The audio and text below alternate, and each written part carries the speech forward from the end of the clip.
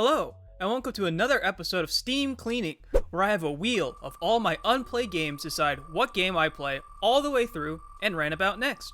This time, the wheel has spoken and spun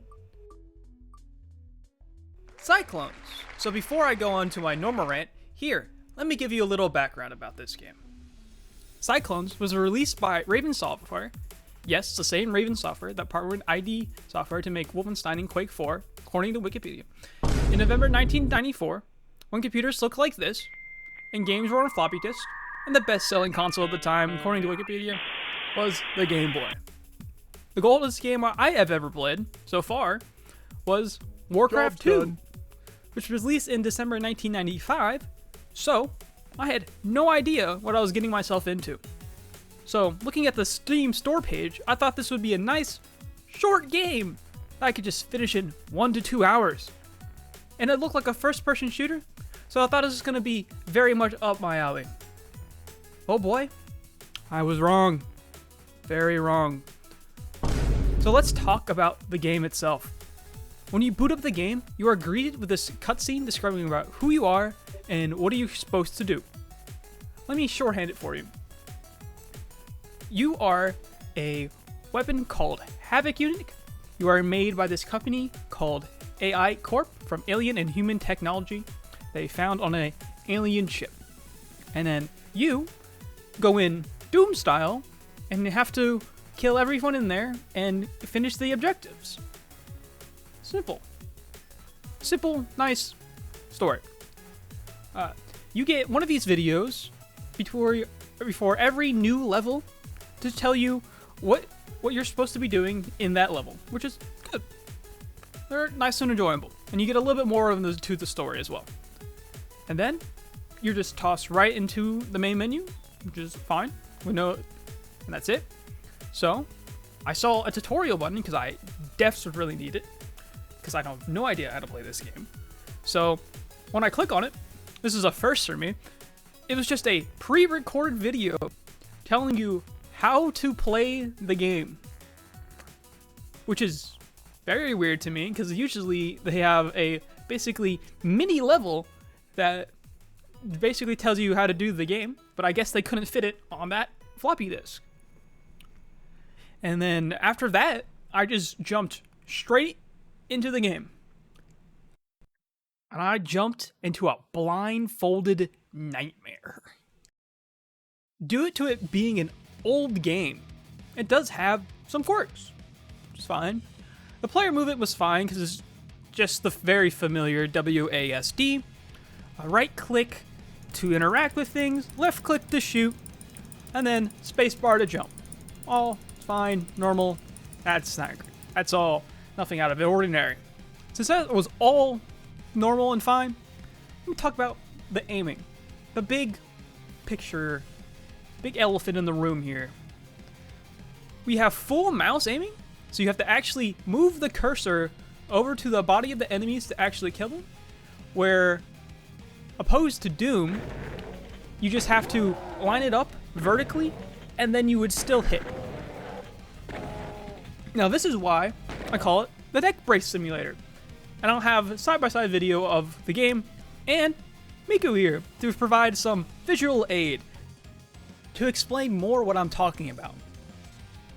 Now, the cursor are like your eyes, and you're like looking around the screen. If you ever want your eyes to move past the left or the right side, you have to move your cursor to the left or the right side of the screen, and it does this very jarring movement of like very not smoothly turning to right or to left, like you're moving your entire player body. Now, if you want to look up and down, you'd think you just move your cursor to either the top or the bottom of the screen, and it'll just look straight up or look straight down. And you would be wrong. If you do that, the game forces you back to the center of the screen, like your character just winces in pain after trying for 1 second. Now, there is a separate way to look up and down further, but it requires a whole different key input than just moving the mouse up or down from the screen. If I remember right, the default keybinds were page up and page down. This further sells that this man has a major neck injury or something. He's just wincing in pain. Because pressing in the button is like him bending his entire back to look up at the sky, or bowing to look down at the floor, and not just to be in agonizing pain as he flinches from just slightly looking up for a bit. So, now we got that out of the way. Let's talk about the guns in this game. There's a lot of guns in this game. You are given very little ammo, which you can see in the bottom right. And when you run out, you have switched to fists, so you can always melee people.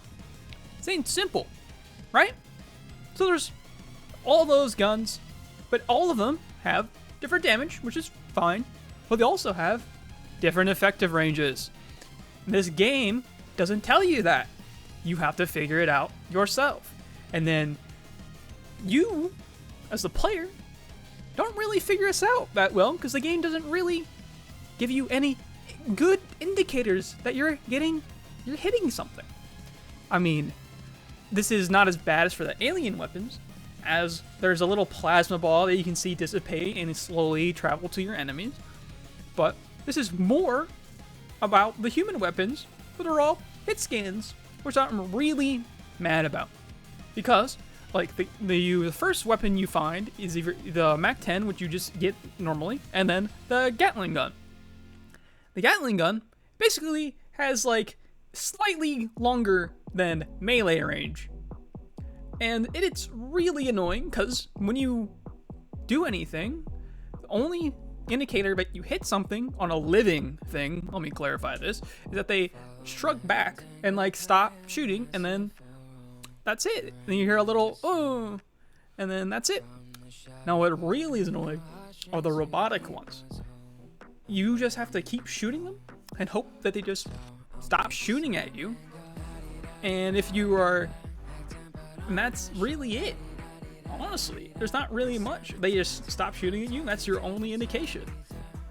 So, it's like very subtle if there's anything actually happening at all when you're in the middle of fighting all of these enemies, which is very annoying. So, most of the time, you just waste your precious ammo on nothing at all, as you're out of the effective range of human weapons you chose to use. And then to give you for ammo for, and that's all you got left. But hey, there are headshots, and you better land them, because you are just otherwise running at them with your melee fist, because you don't really get enough shots to actually do anything with good body shots. You better hope. So now, since we're on the, and then you hope that they just don't mow you down in 2 seconds as you run at them, because they do that most of the time, because you are very squishy. And now, since we're talking about, now we can move on to item pickups. Sometimes loot drops when enemies die, which is fine, which is fine. And this is really the only item pickups I'm going to go upon, because the normal item pickup is fine, dandy. It works pretty well. You just right click it and it just works.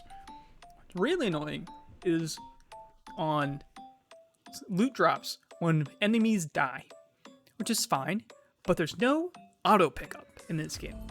And to make matters worse, the dead body stays on the floor. You heard me right. It just stays there. So, to pick items up in this game on a dropped body, you have to make sure the cursor changes colors, and you mouse over the pixel of the item and not the dead body. You heard me right. The body blocks you from picking up items that the enemy itself dropped. So you have to move your body around until your camera makes the sprites face you in such a way that the items are actually visible to you. Now, let's play Spot the Dropped Loot. This berserker right here has dropped the med kit on his body. Let me show you what a med kit and an armor kit looks like to make it easier for you to spot. Now that you have all that information, let's spot the med kit.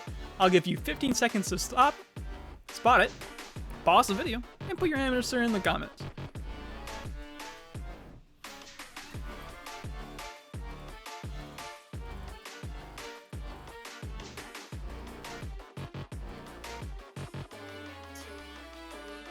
Alright, now since you've done that, let's ask Miku if she sees the med kit. Miku? Hey Miku, do you know where the med kit is in this screen?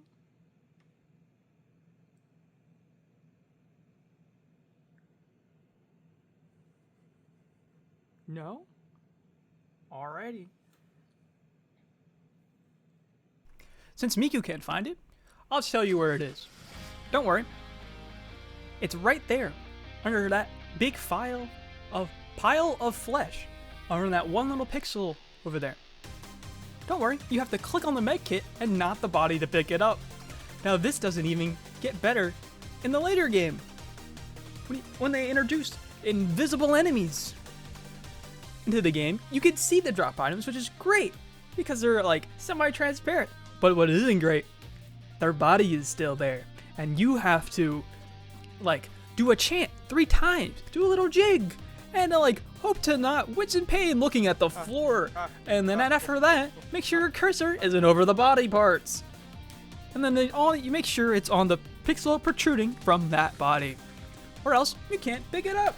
Let me demonstrate with Miku again. Here, it's like every item in this game makes it like you have to have a hand of extendable grabbers. That's the only way to interact with things. Now let's talk about the health system. It's okay. You see the 2 bars on the bottom right of the screen? The green one's your armor, the blue one is your health. When you get damaged, you don't get anything to notify you that your health is disappearing or armor is disappearing in a fight. Other than it just goes down. So, I've died multiple times focusing on killing an enemy in front of me, or an enemy behind me just hits me and drains me for all of my health because I'm not paying attention to the stuff behind me. This is very small on the screen. So, talking about dying, there's no auto-save system in this game, which is fine. I just don't know. I didn't know how to save in the beginning and learned the hard way that the game allows you to load your last save when you die, which is fine if you have a save to go back to, which I didn't for the first death. Oh.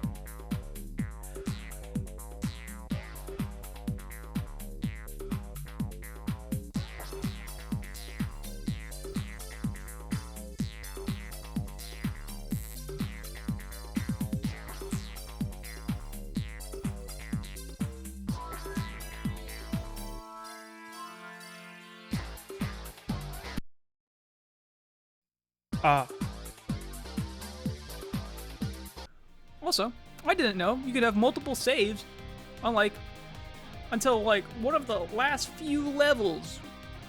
So, whoops. You could theoretically Iron Man it, but I'm definitely not good enough to do that. Now, that was a lot. Let's take a breather here. And like a nice look at this scenery.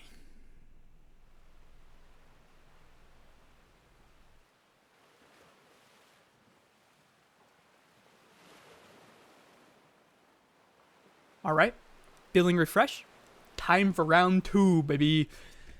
Well, the game's description on Steam says, maze-like environments. And oh boy, do they mean maze-like environments. Every level, or maybe the first one, is just one big complete mess.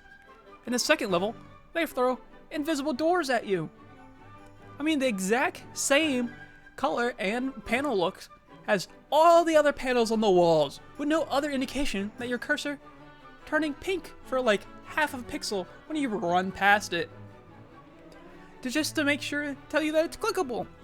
So, the game, after all the enemies are defeated that you could see, in the first floor, you just spam against the walls, hitting right click, trying to hopefully open a door. Maybe you'll find it, maybe you won't. Maybe there is one, maybe there's not. If that wasn't enough, you've got another thing they added in level 2. Just walls with absolutely no collision. Not a door, just a wall with no collision. You're just meant to go through with no indication really at all, except in the early game where they say, a hollow wall is detected nearby, which is just saying that there's a wall near you that is invisible. This doesn't tell you in the later part of the game. So the game devolves into slamming your body against the sides of the walls to maybe, just maybe, figure out where you can actually clip through and find a different passage to progress the game. Not for secrets, to progress the game. Which is very, very annoying. But hey, a little bit later into the game, I figure it out. Hey, look, there's a map. Only problem is the default view is absolute garbage. It looks like nothing. You can't see anything. And it's all isometric, and you can't turn it at all to get a better view. So, you get an area that's revealed around the map, like a 6-ish blocks when moving, and then you can keep the walls and the ceiling turned on if you want. I don't see a use for both of them, because otherwise it looks like this, which is terrible. So I usually turn them off, and I found that the most useful mode of the map is just to have the floor plan and the doors, so you can actually figure out where to go and where you can actually move through. Otherwise, if you don't use the map, you're gonna sit there for like 20 million years doing what I just told before. You go click on a wall, slam yourself against the wall, spam right click, and hope you hit a door. Hopefully not re-close a door because you're spamming right click. Yeah, there's no haha, the door is immune for like half a second when you spam the right click. No, if you hit it again and right click in mid animation, it will close, which is great. Very great. And then you need to do this to progress the game. And the map doesn't track where you've been at all, which is fine, I guess. Not really. So you don't know where you've backtracked to, or not at all. Which is really annoying to figure out where the hell I'm supposed to go to traverse the level. I gave up twice with my smooth monkey brain, and I had to watch a video by Kikuosia to show me where I needed to go. And I had to really search because this game is really old and I didn't really find much about it. So I usually try to not do this with games, as I like going in blind and just figuring out. But I was just so tired of getting right clicking and slamming my head against the wall. At 2 points in the game, I just gave in. This is probably why this man has neck problems, because he's slamming his entire body against the wall every 2 seconds to find hidden rooms to progress the game. So now that's all done, we get to a nice easy section of my videos where I listen to the music of the game and I give some nice music that I find in here. There are some on the floppy disk. They are a little repetitive, but hey, what can you fit on a floppy disk? It's pretty good for some of them, so let's listen to some.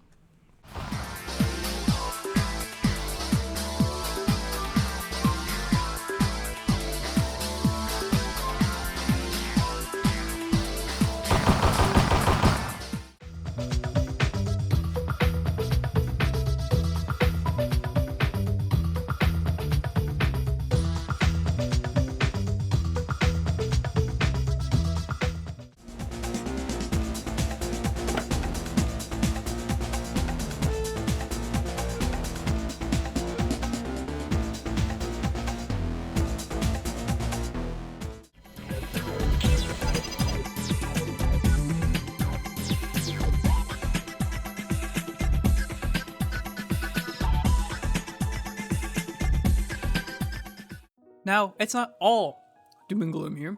I was enjoying myself for most of this game, figuring out some of the puzzles here and there. Annoyed as I was using the map, I did get every weapon besides the alien pistol in one of the first levels, as I didn't use the map in the early game because I just used the slam my body against the wall and hit right click a lot which is great. And then the increase on damage from the weapons you find along the way is a really nice touch.